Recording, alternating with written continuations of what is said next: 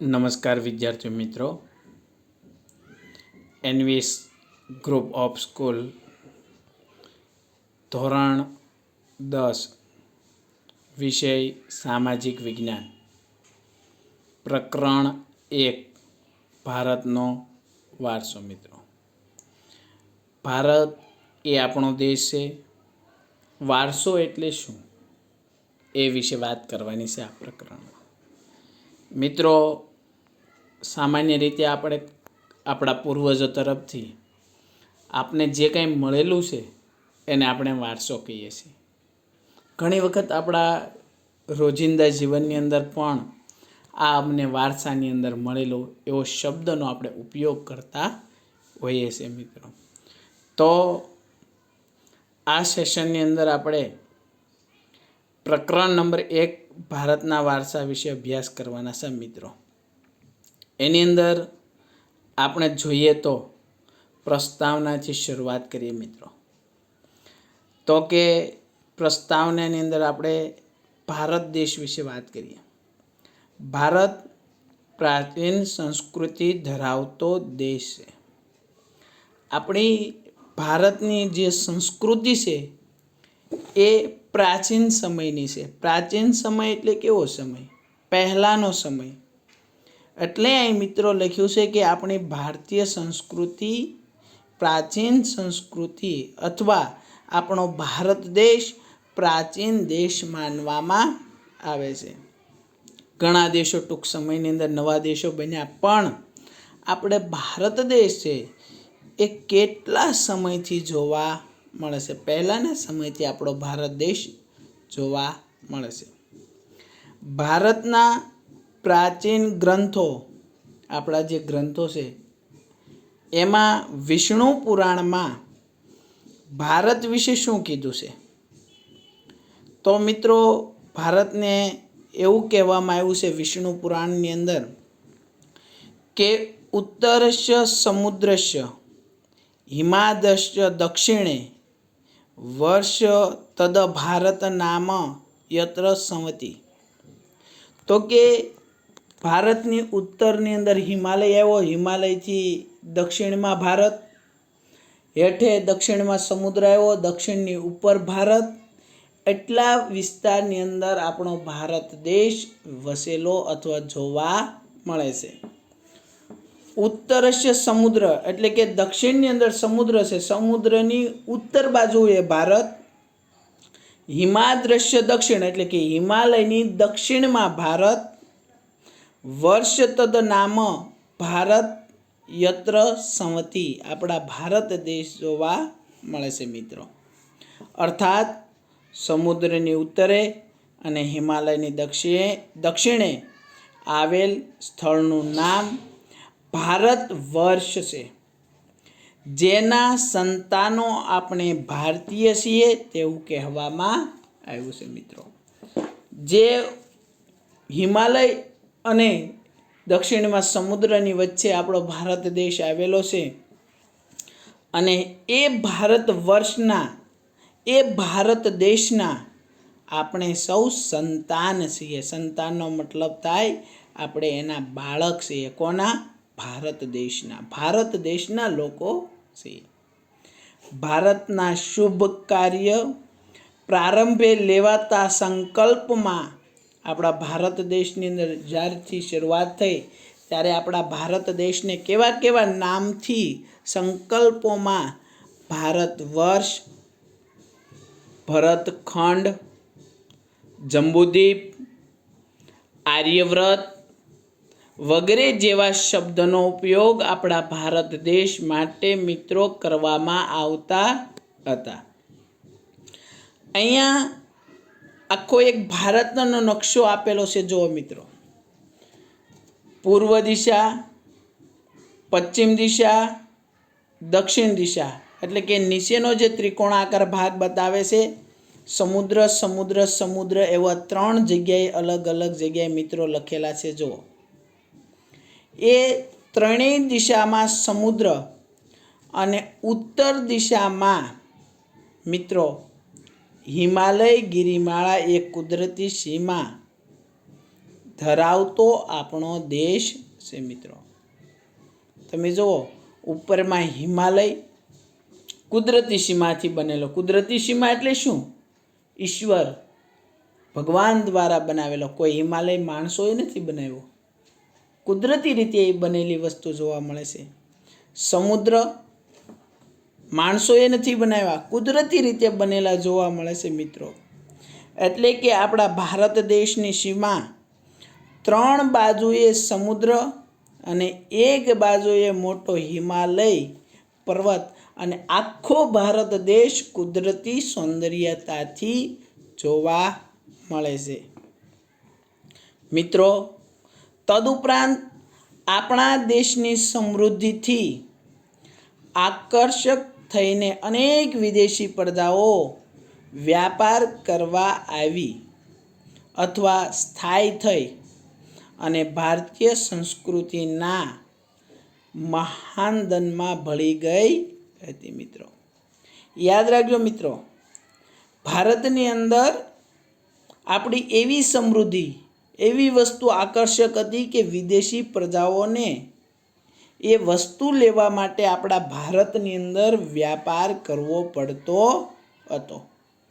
આથી વિદેશી પ્રજાઓ આપણા ભારતની અંદર વ્યાપાર કરવા માટે આવી અને સ્થાયી થઈ. સ્થાયી થવું એટલે કોઈ એક ચોક્કસ જગ્યાએ રહેતી હતી. ભારતીય સંસ્કૃતિના મહાનદનમાં ભળી ગઈ, એટલે કે ભારતીય સંસ્કૃતિના વિદેશી પ્રજાઓએ આપણી ભારતીય સંસ્કૃતિને અપનાવી હતી મિત્રો. તદુપરાંત આ આદાન પ્રદાન પરસ્પર પ્રક્રિયા દ્વારા દેશમાં અનેક પરિવર્તનો જોવા મળ્યા મિત્રો. યાદ રાખજો, જે વિદેશી લોકો આપણા ભારત દેશની અંદર વ્યાપાર કરવા માટે આવ્યા, સ્થાયી જીવન જીવ્યા, અને મિત્રો એ વિદેશી લોકો અને આપણી ભારતીય સંસ્કૃતિની લાક્ષણિકતાઓ, લક્ષણો છે, એ આદાન પ્રદાનથી અરસપરસ પ્રક્રિયા દ્વારા દેશના એક પરિવર્તન જોવા મળ્યા છે.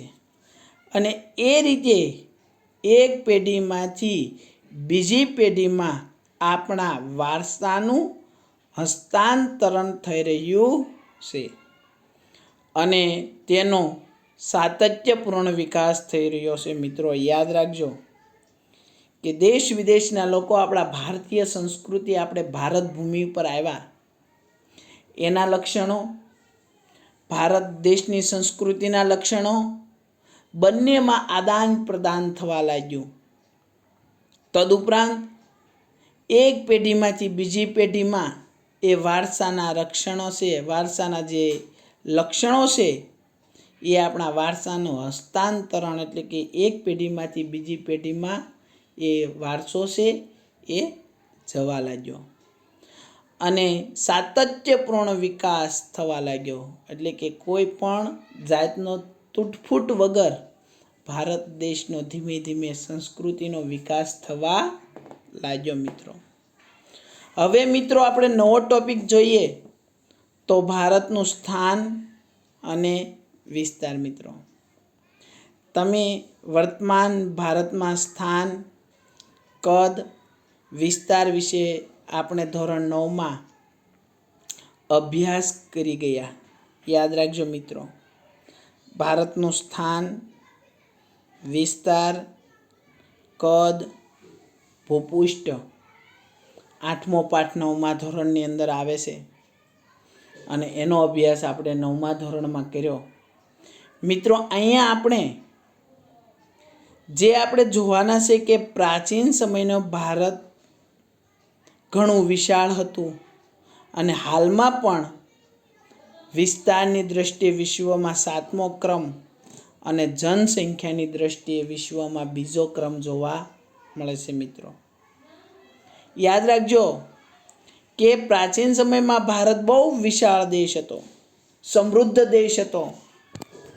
હાલમાં ભારત વિસ્તારની દ્રષ્ટિએ દુનિયાના જુદા જુદા દેશો છે, એમાં ભારત દેશ છે વિસ્તારની દ્રષ્ટિએ 7મો ક્રમ. આપણી કરતાં 100 દેશો એવા છે કે જે જમીન લેવલે આપણી કરતાં વધારે જોવા મળે છે. અને જનસંખ્યાની દ્રષ્ટિએ, જનસંખ્યા એટલે કે માણસોની દ્રષ્ટિએ ભારત બીજું સ્થાન ધરાવે છે મિત્રો. તદુપરાંત જોઈએ વૈવિધ્યસભર વારસો. 2 માર્કની અંદર પ્રશ્ન પૂછે કે વૈવિધ્યસભર વારસો એટલે શું? તો મિત્રો જોઈએ વૈવિધ્યસભર વારસો એટલે શું મિત્રો. ખાલી ફક્ત આપણે મેન ટાઇટલ જુઓ. વૈવિધ્ય એટલે અલગ અલગ, સભર એટલે હોવો, વારસો. આપણા ભારત દેશની અંદર એક સરખી વસ્તુ જોવા મળતી નથી, વિવિધતાવાળી વસ્તુ હોય. દાખલા તરીકે પ્રાણી લઈ લો, પક્ષી લઈ લો, જીવજંતુ લઈ લો, દરેક વસ્તુ, જમીન લઈ લો, દરેક વસ્તુ અલગ અલગ જોવા મળે છે મિત્રો. ભારત ભૂમિ એ આપણને અને વિશ્વને સમૃદ્ધ વૈવિધ્યસભર વારસો આપ્યો છે મિત્રો. યાદ રાખજો, ભારત ભૂમિએ, ભારત દેશે આપણને તો વૈવિધ્યસભર વારસો આપ્યો છે, પરંતુ વિશ્વને પણ સમૃદ્ધ અને વૈવિધ્યસભર વારસો આપ્યો છે મિત્રો. એક સામાન્ય દરેક દેશોની વારસાની બાબતની વાત કરવામાં આવે તો ભારત છે એ ભારત દેશનો વારસો વિશ્વનો સૌથી મહત્વનો વારસો ગણવામાં આવે. પહેલી વસ્તુ, સરસ મજાના 3 ઋતુ, શિયાળો, ઉનાળો, ચોમાસું. વિચાર કરજો મિત્રો, ઘણા દેશની અંદર એકદમ ગરમી વધારે પડે, ઘણા દેશની અંદર પુષ્કળ પ્રકારની ઠંડી પડે, ઘણા દેશની અંદર પુષ્કળ પ્રમાણમાં વરસાદ પડે. જ્યારે ભારત દેશ એવો છે 3 ઋતુ, શિયાળો, ઉનાળો, ચોમાસું, અને 3 ઋતુની અંદર જુદા જુદા પ્રકારનું વાતાવરણ આપણા ભારતીય સંસ્કૃતિને વારસામાં મળેલું છે મિત્રો. એટલે અહીં લખ્યું છે કે ભારત ભૂમિએ આપણને તો વારસો વૈવિધ્યસભર આપ્યો છે, પણ વિશ્વને સમૃદ્ધ અને વૈવિધ્યસભર વારસો આપવામાં આવ્યો છે. ભારતીય સંસ્કૃતિ શાંતિપ્રિય અને વેપારી કહે છે મિત્રો. યાદ રાખજો, આપણી ભારતીય પ્રજા છે એ શાંતિપ્રિય અને વેપારી પ્રજા તરીકે ઓળખવામાં આવે છે. આપણી પ્રજાને કેવી? શાંતિપ્રિય અને વેપારી પ્રજા તરીકે આપણા ભારત દેશના લોકોને ઓળખવામાં આવે છે. ભારતીય સંસ્કૃતિમાંથી સત, ચિત્ત અને આનંદનો અનુભવ પ્રાપ્ત થાય છે મિત્રો. બહુ ભારતીય સંસ્કૃતિની અંદરથી મિત્રો, ભારતીય સંસ્કૃતિમાંથી આપણને ચિત્ત અને આનંદ, એકદમ મન એકદમ પ્રફુલ્લિત બને છે, આનંદમય બને છે. એવો ભાસ, એવી વસ્તુ આપણી સંસ્કૃતિમાંથી મળે છે મિત્રો. સામાન્ય રીતે સરસ મજાના મંદિરો હોય, મંદિરની અંદર આપણે દર્શન કરવા માટે જઈએ, આપણા મનને એકદમ, આપણું ચિત્ત, મન આનંદમય બનાવી આપે છે, પ્રફુલ્લિત બનાવી આપે છે. કારણ આપણી સંસ્કૃતિ છે. મંદિરની અંદર જઈએ એટલે આપણે ખરાબ વિચારો પણ નથી આવતા, એકદમ સારા વિચારો આવે છે. ભગવાનને આપણે યાદ કરીએ એ આપણી સંસ્કૃતિમાં આપણને બતાવવામાં આવ્યું છે. આ ઉપરાંત અહીં આવીને વસેલી ભિન્ન સંસ્કૃતિ સાથેના આદાન પ્રદાન થકી ભારતીય સંસ્કૃતિ સમૃદ્ધ બની છે મિત્રો. આ પાઠની અંદર આપણે આગળ જોવાનું છે. આર્યો, દ્રવિડો, હબસી, નેગ્રીટો, ઓસ્ટ્રોલોઇડ, આવી બધી જ પ્રજાઓ વિદેશમાંથી, દેશ વિદેશમાંથી ભારતમાં આવી વસવાટ કર્યો અને ભિન્ન સંસ્કૃતિ સાથે આદાન પ્રદાન સંસ્કૃતિ, ભારતની સંસ્કૃતિ વિદેશના લોકોએ અપનાવી, વિદેશની સંસ્કૃતિ ભારતના લોકોએ અપનાવી અને એક ભારતીય સંસ્કૃતિને સમૃદ્ધ બનાવવાનું કામ આ દરેક લોકોએ ભારતમાં આવીને કર્યું છે. એટલે જ કહેવામાં આવે ને કે ભારતીય સંસ્કૃતિ વિભિન્ન સંસ્કૃતિ સાથેના આદાન પ્રદાન થકી ભારતીય સંસ્કૃતિ કેવી બની? સમૃદ્ધ સંસ્કૃતિ બનેલી છે મિત્રો. તદુપરાંત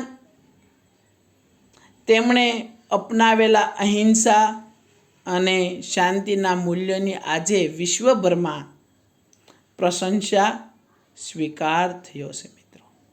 આપણી ભારત દેશ એવો છે કે જ્યાં અહિંસાના માર્ગ ઉપર ચાલે છે મિત્રો. અહીં અહિંસા શબ્દ આવે એટલે આપણા રાષ્ટ્રપિતા એવા મહાત્મા ગાંધીને આપણે યાદ કરીએ. કારણ એને આખું જીવન અહિંસાના માર્ગ ઉપર આપી દીધેલું છે. આખું જીવન અહિંસાના માર્ગ ઉપર ચલાવ્યું છે મિત્રો. જ્યારે તે અંગ્રેજો સામે લડત કરતા ત્યારે અહિંસાના માર્ગથી લડત કરતા. કે અંગ્રેજો માનો કે આપણને મારે એક લાખ કોઈ ગાલ ઉપર ઝાપટ મારે તો બીજો ગાલ ધરવા માટેની ગાંધીજી એવી સલાહ આપતા હતા કે સામેના વ્યક્તિને મારો એવી નહીં. એટલે કે આપણા ભારતીય સંસ્કૃતિના હિંસા નહીં કરવી. મિત્રો યાદ રાખજો, આપણે હિંસા એટલે શું? કોકને મારતોડ કરીએ એને હિંસા કે. પણ જૈન બૌદ્ધ ધર્મની અંદર હિંસા એટલે શું? મન, વચન અને કર્મથી કોઈ પણ માણસને આપણે દુઃખ લગાડીએ એને પણ એ લોકો હિંસા માને છે. આવી આપણી ભારતીય સંસ્કૃતિની અંદર જોવા મળે છે. શાંતિના મૂલ્યોની આજે વિશ્વભરમાં પ્રશંસા સ્વીકાર થયો છે. કોઈ પણ યુદ્ધ હોય અને એમાં મિત્રતા, શાંતિમય, નિશસ્ત્રીકરણમાં ભારત પહેલા નંબરે. યુદ્ધ નહીં કરવામાં ભારત પહેલા નંબરે. કોઈ પણ દેશ સાથે યુદ્ધ થયું હોય તો સમાધાનમાં ભારત પહેલા નંબરે. કારણ શાંતિમય જીવન જીવવામાં ભારત બહુ માને છે. અને આ પ્રશંસા વિશ્વભરમાં આપણા ભારત દેશની થાય છે મિત્રો. પાકિસ્તાન સાથે ભારતને અનેક વખત ઝઘડાઓ થયા છે અને છતાં ભારત દેશે અહિંસાનો માર્ગ, શાંતિમય જીવન જીવવા માટેના અનેક કરારો કર્યા છે.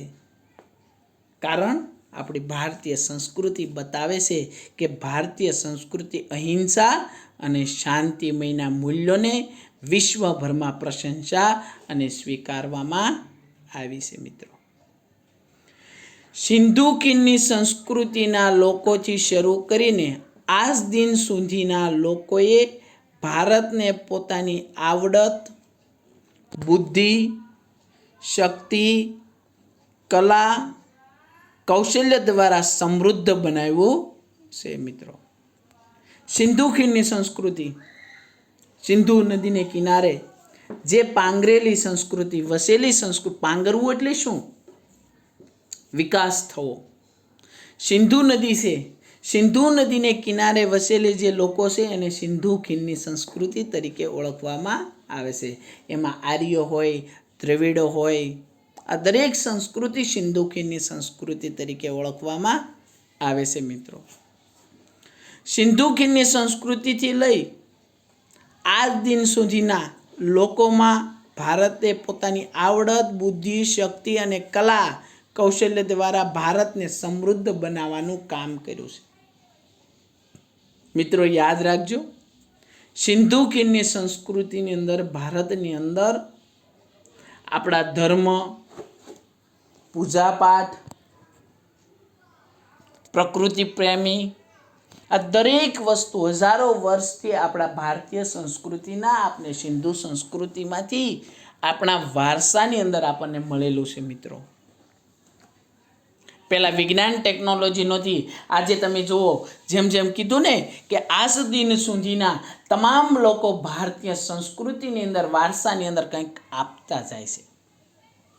હે મિત્રો, આપણે જોઈએ છીએ કે પહેલાંના સમયની અંદર ભારતીય રીત રિવાજો અને આજના સમયના રીત રિવાજો, બીજી વસ્તુ કે પહેલાંના સમયની અંદર જે સંશોધન, આજના સમયની અંદર સંશોધન ભારતીય સંસ્કૃતિને પ્રાપ્ત થાય છે, વારસાને પ્રાપ્ત થાય છે, અને આ કૌશલ્ય દ્વારા ભારતને સમૃદ્ધ બનાવવામાં જે ભારતના લોકોએ બહુ જ વારસાને ભેટ આપવામાં આવી છે. મિત્રો, ભારતના ભવ્ય વારસાના નિર્માણ અને ઘડતર માટે અનેક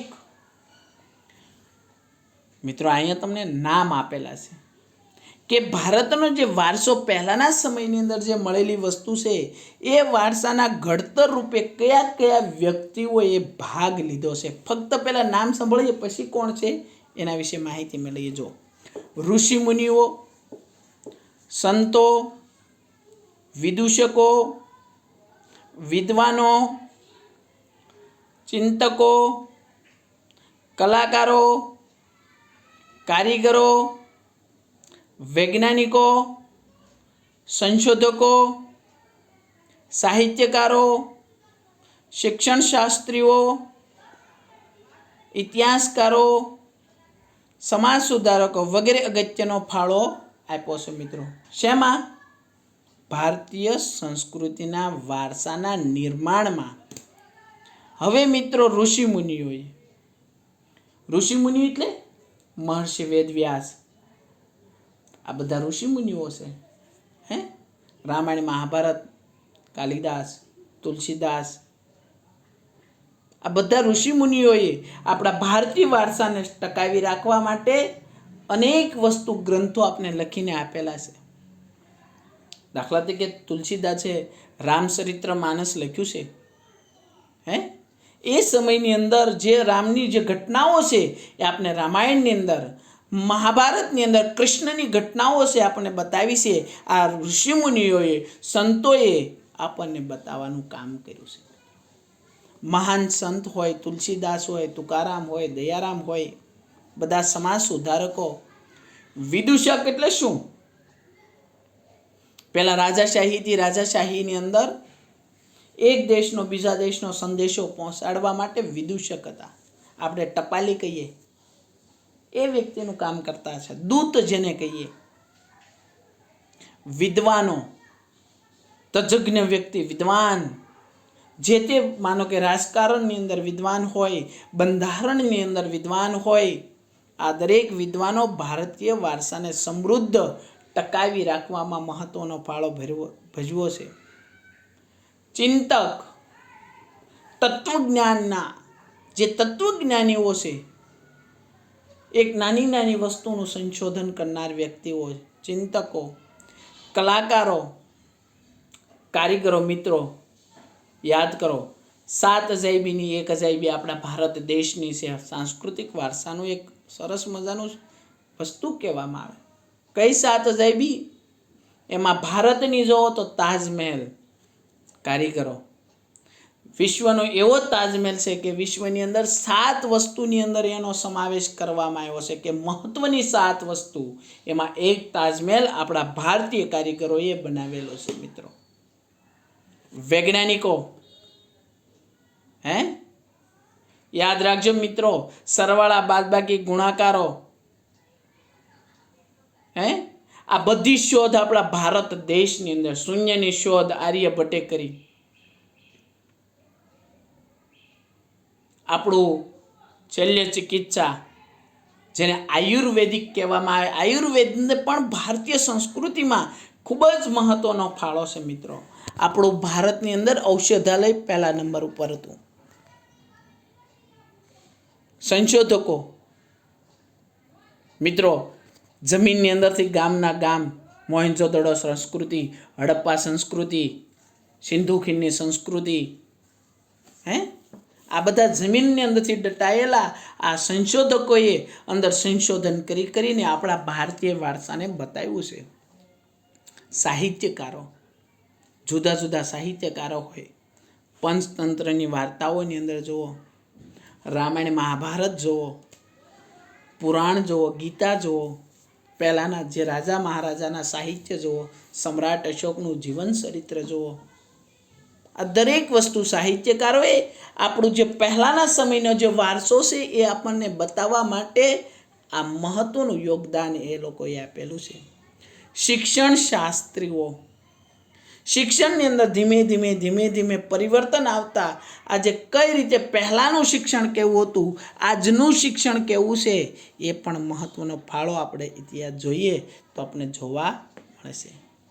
ઇતિહાસકાર, જે ઇતિહાસની શોધ કરનાર વ્યક્તિઓ, ઇતિહાસના પુરાવો દાખનાર, તાડપત્ર, ભોજપત્ર,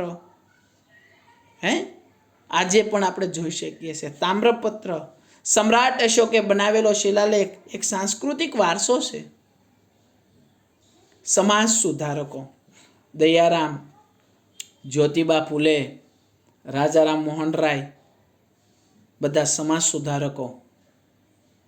સ્વામી વિવેકાનંદ સમાજ સુધારક. આ દરેક વ્યક્તિએ સમાજને સુધારવા માટે અને એ સુધારી અને આપણા ભારતીય સાંસ્કૃતિક વારસો જાળવવા માટે મહત્વનો યોગદાન ફાળો આપણને આપવામાં આવ્યો છે. મિત્રો,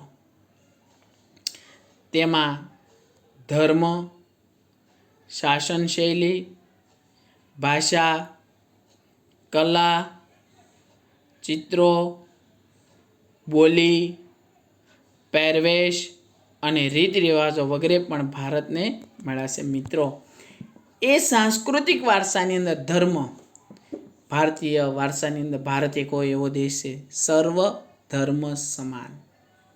દરેક ધર્મને આવું કાર્ય ભારત દેશની અંદર ગણવામાં આવે છે. દાખલા તરીકે હિન્દુ ધર્મ હોય, મુસ્લિમ ધર્મ હોય, ખ્રિશ્ચન ધર્મ હોય, પારસી ધર્મ હોય, યહૂદી ધર્મ હોય, કોઈ પણ ધર્મ હોય, સર્વ ધર્મ સમાન. આપણી સંસ્કૃતિ જોવા મળે છે કે કેવું સર્વ ધર્મ સમાન. દરેક ધર્મ આવું કાર્ય આપણા ભારત દેશની અંદર માનવામાં આવે છે. શાસન શૈલી. શાસન શૈલી એટલે શું? શાસન કરવા માટે, સત્તા મેળવવા માટેની શૈલીઓ. મિત્રો, ચાણક્ય, કૌટિલ્ય જેને કહેવામાં આવે છે, ચાણક્ય અર્થશાસ્ત્રનો પિતા, રાજ્ય કઈ રીતે ચલાવવું એ માટેની શાસન શૈલીઓ આપણને બતાવી છે અને એ શાસન શૈલી આપણને વારસામાં મળેલી છે. મિત્રો, ભાષા, સૌથી મહત્વની ભાષા સંસ્કૃત ભાષા દરેક ભાષાની માતૃભાષા ગણવામાં આવે છે. હિન્દી હોય, ગુજરાતી હોય, ઉર્દુ, મરાઠી, કેરળ, તમિલ, કન્નડ, આ દરેક ભાષાઓ. કલા, જુદી જુદી કલાઓ. મિત્રો, 7 પાઠ આપણે જુદી જુદી કલાઓ વિશે ભણવાના છે. હસ્તકલા હોય, લલિત કલા હોય, ચિત્રકલા હોય, માટીકલા હોય, અકીક કલા હોય, હીરા મીના કારીગરી કલા હોય, ચર્મ ઉદ્યોગ હોય. આ દરેક કલાઓ વિશે મિત્રો આપણે 7 પાઠની અંદર જુદો જુદો અભ્યાસ કરવાનો છે. આપણે વારસા વિશે ભણવાના. બોલી. મિત્રો, જુદા જુદા વિસ્તારની અંદર જુદી જુદી બોલી હોય. 12 ગાવે બોલી બદલાય એવી કહેવત છે કે 100-150 કિલોમીટરે આપણી બોલીમાં ફેરફાર થાય છે. દાખલા તરીકે અમદાવાદમાં જાઓ તો અમદાવાદી બોલી બોલે, સુરતમાં જાઓ તો સુરતી બોલી બોલે,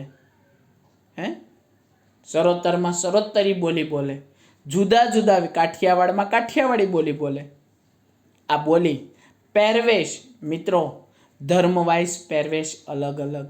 જુદા જુદા ધર્મના જુદો જુદો પહેરવેશ જોવા મળે છે. રીત રિવાજો પણ અલગ અલગ છે. મિત્રો, આપણે હિન્દુ ધર્મ પાળીએ છીએ.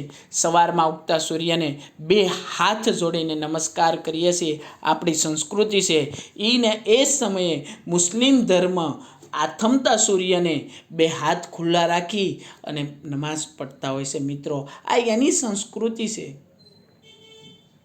વગેરે આપણી ભારતીય સંસ્કૃતિને એક મહત્વનું યોગદાન આપવામાં આવ્યું છે.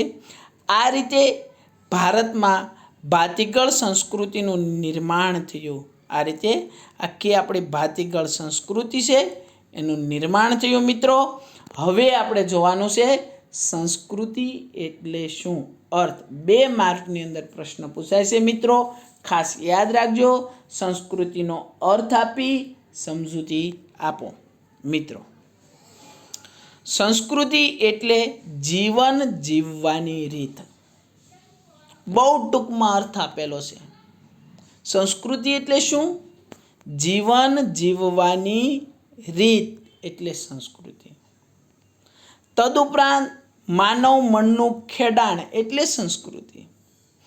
દરેક સંસ્કૃતિ, દરેક લોકોની સંસ્કૃતિ, દરેક પ્રદેશની સંસ્કૃતિ અલગ અલગ જોવા મળે છે. દેશ કે સમાજમાં કાળક્રમે બદલાતા સંજોગો અનુસાર જનજીવનમાં આવતા પરિવર્તનો, સુધારા, સામાજિક નીતિ રીતિ યાદી વડે ભિન્ન જે સમાજોની સંસ્કૃતિ બનેલી છે. મિત્રો, યાદ રાખજો, સંસ્કૃતિ એટલે શું? જીવન જીવવાની રીત, માનવ મનનું ખેડાણ. આમાં નથી આપ્યું પણ યાદ રાખજો, માનવ મનનું ખેડાણ એટલે પણ સંસ્કૃતિ. જીવન જીવવાની રીત એટલે પણ સંસ્કૃતિ. મિત્રો, અહીં લખ્યું છે કે દેશ કે સમાજના કાળક્રમે, કાળક્રમ એટલે કે સમય સમયે, બદલાતા સંજોગોમાં, બદલાતા સમયમાં, સંજોગ એટલે સમય અનુસાર જીવનમાં આવતા પરિવર્તનો. આપણા જીવનમાં જે પરિવર્તન, સમય જાય છે એમાં જીવનમાં પરિવર્તન આવે છે. મિત્રો, યાદ રાખજો, ભારતીય સંસ્કૃતિની અંદર આજથી હજારો વર્ષ પહેલાં લોકો રખડતું ભટકતું જીવન જીવતા હતા અને આજના સમયની અંદર 21મી સદીની અંદર મિત્રો લોકો સ્થાયી જીવન જીવવા લાગ્યા છે. આ જીવનની અંદર પરિવર્તન મિત્રો જોવા મળે છે, સુધારા જોવા મળે છે. સામાજિક નીતિ ઇત્યાદિ ભિન્ન ભિન્ન સમાજોની સંસ્કૃતિ બનેલી છે અને દરેક સમાજની, દરેક ધર્મની અલગ અલગ સંસ્કૃતિ જોવા મળે છે. દાખલા તરીકે મિત્રો, આપણા સંસ્કૃતિની અંદર આપણે ભગવાન જ્યાં હોય એને આપણે મંદિર કહીએ છીએ. મુસલમાન લોકો મસ્જિદ કહે છે, ક્રિશ્ચન લોકો ગુરુદ્વાર કહે છે. મિત્રો, તો આ દરેક ધર્મની સંસ્કૃતિ અલગ અલગ છે અને એ ભિન્ન સંસ્કૃતિથી ભારતીય સાંસ્કૃતિક વારસાને સમૃદ્ધ બનાવવામાં મહત્વનું યોગદાન જોવા મળે છે. સંસ્કૃતિ એટલે માનવ મનનું ખેડાણ, તેમાં માનવ સમાજની ટેવો. મિત્રો, સંસ્કૃતિ એટલે પહેલું જીવન જીવવાની રીત અને બીજું છે માનવ મનનું ખેડાણ, જેમાં માનવ સમાજની ટેવ. દરેક વ્યક્તિ, દરેક સમાજની અલગ અલગ ટેવ હોય છે. બીજું મૂલ્યો. દરેક વ્યક્તિ, દરેક સમાજના મૂલ્ય અલગ અલગ હોય છે. આચાર વિચારો, દરેક વ્યક્તિના આચાર વિચારો અલગ અલગ જોવા મળે છે. ધાર્મિક પરંપરાઓ, દરેક ધર્મની ધાર્મિક પરંપરાઓ, ધાર્મિક બાબતો અલગ અલગ જોવા મળે છે. રહેણી કરણી એટલે શું? રહેવા માટેના ઘર, રીત રિવાજો, નિયમો. બરાબર, આ દરેક વસ્તુ ભારતની અંદર દરેક લોકો માટે અલગ અલગ જોવા મળે છે. જીવનને ઉત્તમ ધ્યેય સુધી લઈ જવા આદર્શ સરવાળો એમ કહી શકાય. આ બધી વસ્તુને ઉત્તમ ધ્યેય પ્રાપ્ત કરવા માટે એક આદર્શનો એક સરવાળો કરી અને એક માનવ મનનું ખેડાણ સંસ્કૃતિ સાથે એક ગોઠવવામાં આવ્યું છે. મિત્રો, આ દરેક વસ્તુનો સરવાળો કરીને એક સંસ્કૃતિનું નિર્માણ કરવામાં આવ્યું છે. એટલે આ રીતે ભારતીય સંસ્કૃતિનો સૌથી મહત્ત્વનો વિચાર જોવા મળે છે. ભારતીય સંસ્કૃતિમાં વારસો. હવે નવો ટોપિક આપણે જોઈએ, સંસ્કૃતિ એટલે શું? આગળ આપણે જોયું માનવ મનનું ખેડાણ અને જીવન જીવવાની રીત એટલે સંસ્કૃતિ. મિત્રો, હવે આપણે નવો ટોપિક જોઈએ તો સંસ્કૃતિ, ભારતીય સંસ્કૃતિનો વારસો. હવે મિત્રો આપણે ભારતીય સંસ્કૃતિની અંદર વારસાની અંદર શું આપેલું છે એ વિશે અભ્યાસ કરીએ. વારસો એટલે આપણને આપણા પૂર્વજો તરફથી મળેલી અમૂલ્ય ભેટ.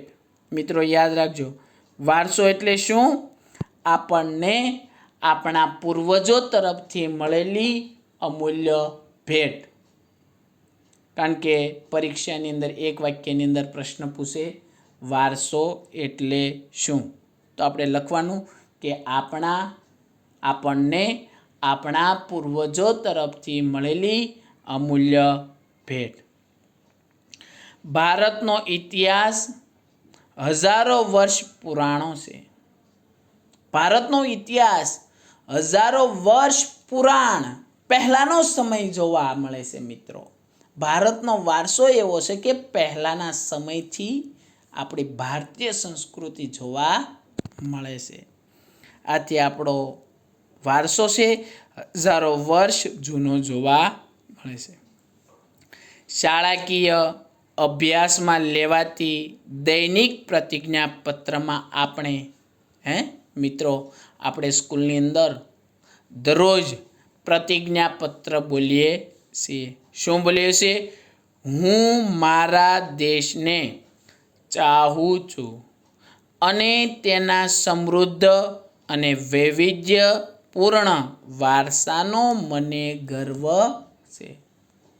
બહુ મહત્વની બાબત આમાં બતાવેલી છે મિત્રો. હું મારા દેશને ચાહું છું. ચાહું એટલે શું? પ્રેમ, લવ. હું મારા દેશને પ્રેમ કરું છું. હું મારા દેશને લવ, આઈ લવ માય ઇન્ડિયા. હું મારા દેશને ચાહું છું. અને મિત્રો એટલે જ કહું છું કે તેના સમૃદ્ધ વૈવિધ્યસભર વારસાનો મને ગર્વ છે કે મારા ભારત દેશની અંદર જે જુદો જુદો વારસો મળેલો છે એ દરેક વારસાને જાળવણી કરવા, એનું રક્ષણ કરવું એ મારી ફરજ બને છે. વૈવિધ્યસભર પૂર્ણ વારસાનો મને ગર્વ છે કે ભારત દેશની અંદર આ જુદો જુદો જે વારસો છે એ વારસાના રક્ષણ માટે મને આ વસ્તુ આપવામાં આવી છે. મિત્રો આથી કહી શકાય કે ભારતની અંદર જુદો જુદો જે વારસાઓ, દાખલા તરીકે તાજમહેલ છે, તાજમહેલનું રક્ષણ કરવું એ આપણી ભારતીય લોકોની ફરજની અંદર આવે છે. એટલે આ રીતે તેમ કહી શકાય છે. શું કહેવામાં આવે છે કે ભારતની અંદર આ સમૃદ્ધ વારસો એટલે ભારતનું સમગ્ર વિશ્વને પૂર્ણ માનવ જીવનના રહસ્યનું પ્રદાન એમ કહી શકાય. મિત્રો સમૃદ્ધ વારસો એટલે શું કીધું છે કે સમૃદ્ધ વારસો એટલે ભારતનું સમગ્ર વિશ્વને પૂર્ણ માનવ જીવનના રહસ્યનું પ્રદાન. ભારતના આ વારસાની છે દર્શાવેલા બે ભાગોની અંદર વહેંચી શકાય છે. એને સમજીએ મિત્રો. ભારતના વારસાને બે ભાગની અંદર વહેંચવામાં આવ્યો છે. વારસો એટલે શું મિત્રો? આપણા પૂર્વજો તરફથી મળેલી અમૂલ્ય ભેટ. અને એ વારસાને આપણે બે પ્રકારે, બે ભાગની અંદર વહેંચી શકાય. એક પ્રાકૃતિક વારસો અને મિત્રો બીજો સાંસ્કૃતિક વારસો. આને આપણે વિગતવાર જોઈએ. સાંસ્કૃતિક વારસો કોને કહેવાય, પ્રાકૃતિક વારસો કોને કહેવાય મિત્રો, આને વિગતવાર આપણે અભ્યાસ